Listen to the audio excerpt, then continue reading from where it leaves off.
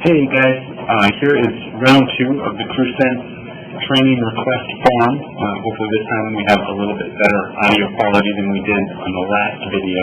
So we're going to start. You'll see my screen is open to CrewSense just on the home screen. We'll start by showing you in the File Manager. You click on this orange tab here.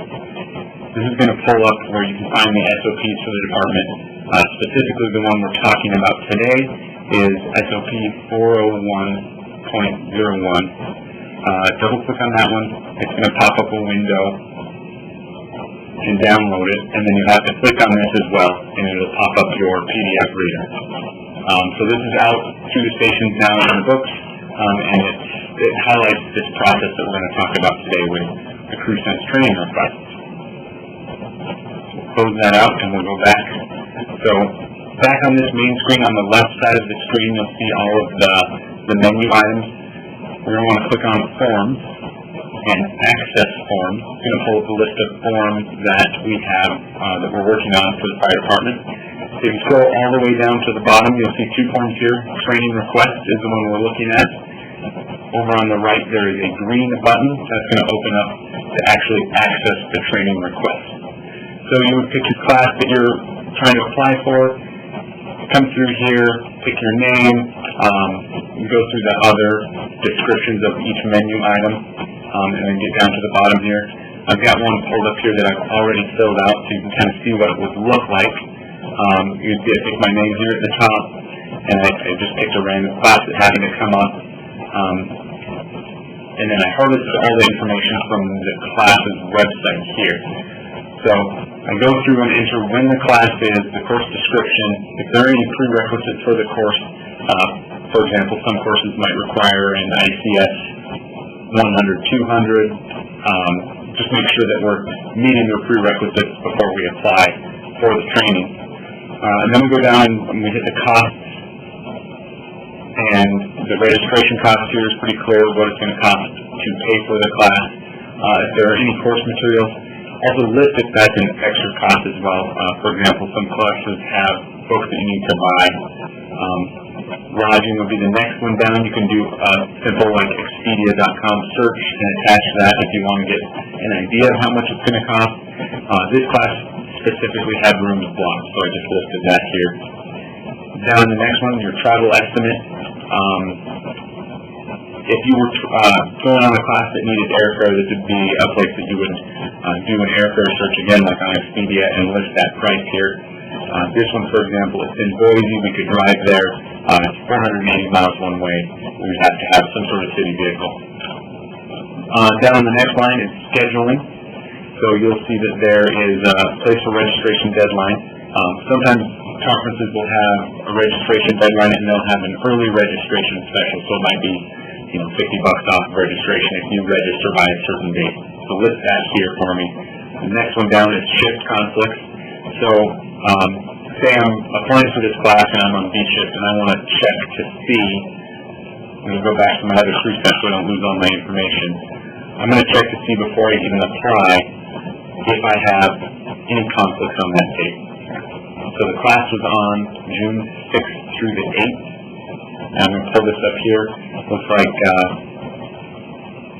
B shift would work here. And, for example, if I was on here, I could then go back to my training request, put on here, right here that I've had shift. You can check to see if there's training leave, if that third spot is available. The next one down here is the total number of days needed to attend. So this one is a couple days long, but it's going to take extra travel days on either side. So highlight how many days you would actually need to be gone for the class. The next section here, the course validation. This is the big one for me. It's think of this as an application that you're submitting to go to this training. This is your chance to show us why this training is important, why we should send you off to get trained up. There's 3 questions here. How will this course professionally benefit you? How will this course benefit the Bozeman Fire Department? And then how do you plan to return the information from the course to the Bozeman Fire Department? So this is really your chance to sell it. Finally down here, what you're going to do is this email form to admin section, you're going to pick whoever your supervisor is. So if you're a firefighter, it would be your captain, it would be your battalion chief, so on and so forth. I'm going to select myself here, and so I can show you the next part of this is what the captains and the officers will see. So you can throw in your signature on this line saying that you've filled everything out to the best of your ability, and then you're going to hit submit, and you'll see this pretty quickly. It will generate an email to me. So give this little green box in the bottom left to see that you filled the form out, and you see my email popped up right here. That's what it's going to look like. The CrewSense sent me an email. So I open up Outlook, and at the top here, this is what the email form looks like when it arrives in my inbox. So if I'm a captain and this is my firefighter's CrewSense submission, this is what it's going to look like. Now the second part of this comes with the additional information. So, for example, I wanted to attach how many miles it was, or I wanted to throw up, maybe this front page here, so they would have some information. You want to attach any brochures, airfare searches, any extra costs, stuff like that, and even some schedules. So if you have that information available in a PDF, you can just attach it to an email. If you don't know how to save things as a PDF, one of the easiest ways is to just right-click and hit print, and then that's going to pull up that website in a printable format. And then right here, you would click change. Usually it would be set default as your printer, and just, if you want to go save as PDF, either one there works. Click on save, and then you pick the place that you want to save it. So for this, I'm just going to save it to my desktop. Now that's saved, I'm going to go back to that email. So if I'm a firefighter submitting for this training, I would follow up my CrewSense form with a separate email that would have all of the attachments for the class.